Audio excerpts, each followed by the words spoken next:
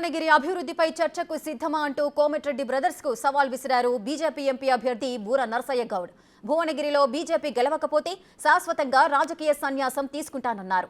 యాదాద్రి జిల్లా చౌటుప్పల్ మండలంలో బీజేపీ అభ్యర్థి ఎన్నికల ప్రచారం నిర్వహించారు.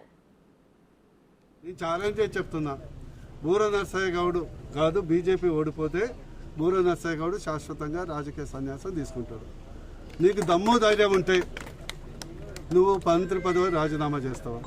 ఏదో గాలి గెలిచిండు, ఏది రేవంత్ రెడ్డి గాలిలో గెలిచిండ్రు వీళ్ళందరూ. మరి ఇంత ప్రతాపం ఉంటే మరి అంత సొంత బలంతో గెలవలేదు కదా. ఆయన ఎందుకు మా మందుల సామీలు కూడా 70,000 మెజార్టీతో గెలిచిండు.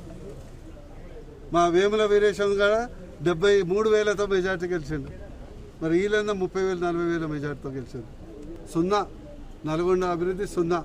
కోమటిరెడ్డి ఉన్నాడు, నా తర్వాత ఇంకో కోమటిరెడ్డి ఉన్నాడు. మీరే బహిరంగ చర్చ పెట్టండి.